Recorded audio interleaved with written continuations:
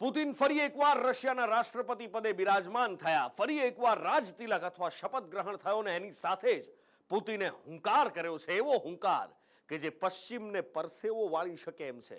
એક તરફ યુક્રેન સાથે યુદ્ધ ચાલી રહ્યું છે. પ્રત્યક્ષ રીતે તો ભલે આ યુદ્ધ યુક્રેન સાથે હોય, પણ પરોક્ષ રીતે નાટો અને પશ્ચિમી દેશોની સામે રશિયાનું આ યુદ્ધ છે. અને હવે પુતિન કરવા જઈ રહ્યા છે વિક્ટરી ડેની ઉજવણી.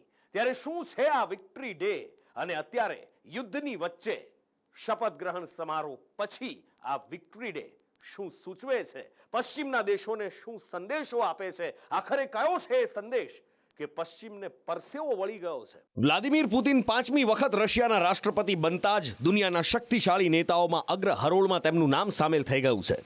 વ્લાદિમીર પુતિને સૌથી પહેલા વર્ષ 2000માં પહેલીવાર શપથ લીધા હતા.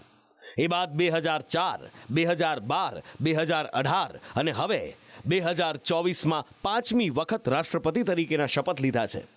પુતિને શપથ લીધા બાદ વધુ મજબૂત થવાનું આહવાન કર્યું છે. આ દરમિયાન પુતિને સૂચક વાત કરી કે તેઓ પશ્ચિમના દેશો સાથે સંબંધો સુધારશે. પુતિને કહ્યું કે અમને જે દુશ્મન સમજે છે તેમની સાથે મિત્રતા ભર્યા સંબંધો બાંધવાના પ્રયાસો કરીશું. વ્લાદિમીર પુતિને મોસ્કોના ગ્રેન્ડ ક્રેમલિન પેલેસમાં 33 શબ્દોમાં શપથવિધિ લીધી. રશિયાની ચૂંટણીમાં પુતિને 88% મત મેળવ્યા હતા. આ શપથ સમારોહનો અમેરિકા, બ્રિટન સહિતના યુરોપિયન દેશોએ બહિષ્કાર કર્યો હતો. પણ આ શપથ સમારોહમાં ભારતના રાજદૂતે હાજરી આપી હતી. ભારતના રાજદૂત વિનય કુમાર આ કાર્યક્રમમાં ઉપસ્થિત રહ્યા હતા. આ શપથ સમારોહમાં જુદા જુદા દેશના રાજદૂત ઉપસ્થિત રહ્યા. અંદાજે 6000 લોકોએ આ શપથ સમારોહમાં હાજરી આપી હતી. રશિયાના રાષ્ટ્રપતિના શપથ સમારોહમાં ભારત અને ફ્રાન્સની હાજરી સૂચક જોવા મળી. જગત જમાદાર અમેરિકાને ભારતે સ્પષ્ટ સંદેશો આપ્યો છે કે ભારત તેમના કહેવાથી ઝૂકતું નથી. પોતાના નિર્ણય ભારત જાતે લઈ શકે છે. અમેરિકાના સમર્થનમાં યુરોપિયન દેશોએ જ્યાં શપથવિધિનો બહિષ્કાર કર્યો, ત્યાં ફ્રાન્સના રાજદૂતની રશિયાના રાષ્ટ્રપતિ પુતિનના શપથ સમારોહમાં હાજરી ઘણું બધું કહી જાય છે. યુરોપિયન દેશ હોવા છતાં ફ્રાન્સ હવે રશિયા, ચીન સહિતના દેશો સાથે સુમેળ ભર્યા સંબંધો રાખવા માંગે છે એ વાત અહીંયા સાબિત થાય છે. રશિયામાં 9 મેના દિવસે વિક્ટરી ડેની ઉજવણી કરાતી હોય છે. વિક્ટરી ડેની પરેડમાં વ્લાદિમીર પુતિન પોતાની તાકાતનું પ્રદર્શન કરશે. વિક્ટરી ડેની ઉજવણી રશિયા માટે ખૂબ મહત્વની હોય છે. સોવિયત સંઘ કોઈ પણ તૈયારી વિના બીજા વિશ્વયુદ્ધમાં જોડાયું હતું અને પોતાની સેનાની તાકાતના દમથી રશિયાએ મોટી જીત હાંસલ કરી હતી. જર્મનીના એડોલ્ફ હિટલરે સોવિયત યુનિયનના નેતા જોસેફ સ્ટાલિનને કહ્યું હતું કે તેઓ સોવિયત સંઘ પર હુમલો નહીં કરે.